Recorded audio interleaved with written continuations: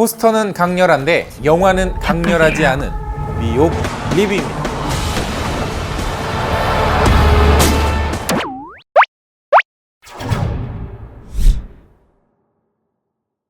기업으로 커나가는 범죄 조직에서 2인자인 나연정은 은퇴를 준비합니다. 그러나 조직 내 3인자 임상우는 그런 그녀를 이해하지 못하는데요. 한편 최 검사로부터 조직은 와해 위기에 처하게 되고 임상우는 개인적인 복수의 칼날을 나연정에게 향합니다. 욕망인지 사랑인지 뭐 때문에 서로 싸우다가 허무하게 끝나버리는 범죄 느와르 영화입니다.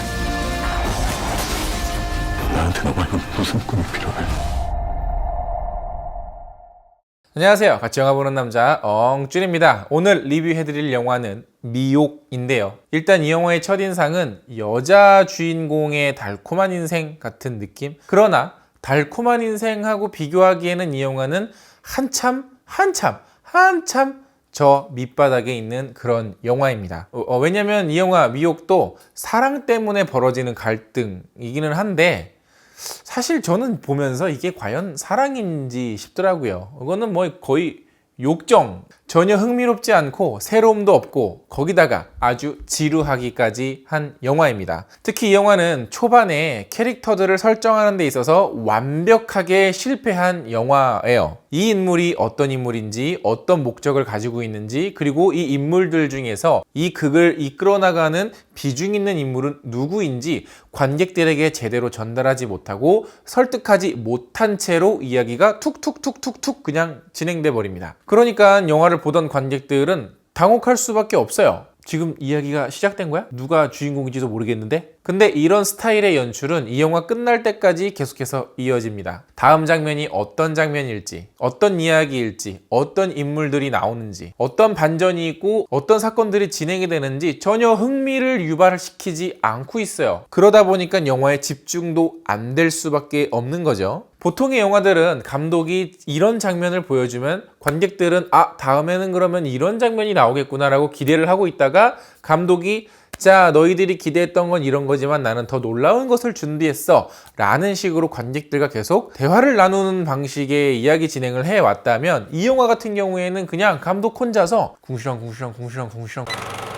갑자기 다음 장면, 다음 이야기로 툭툭 넘어가다 보니까 편집이 툭툭 튀는 건 물론이고요. 필요한 장면이나 필요한 컷이 많이 빠져있다라는 느낌을 지울 수가 없습니다. 또 하나, 이 영화의 주인공은 김혜수고요. 이 영화의 장르는 느와르 범죄, 그리고 액션입니다. 김혜수 씨가 나와서 벌어지는 아주 굵직한 액션 시퀀스가 두 가지 정도가 있는데요. 문제는 김혜수 씨가 액션을 하는 장면이 그 안에서 없다는 겁니다. 분명히 그 장소에서 싸우고는 있는데 김혜수 씨가 주먹을 날리는지 발길질을 하는지 모르겠어요. 그냥 대충 몸을 비비적 대면 알아서 엑스트라들이 나가 떨어져 버리는 뭔가 엉성하고 말도 안 되는 액션이 펼쳐지고 있습니다. 카메라가 단 한 번도 김혜수 씨의 액션이 어떻게 펼쳐지는지, 어떻게 보여지는지, 어떻게 활약이 되는지 전혀 보여주질 못하고 있어요. 보면서 들었던 생각은 김혜수 씨가 이 영화를 찍기 전에 액션에 대한 훈련이 전혀 없었거나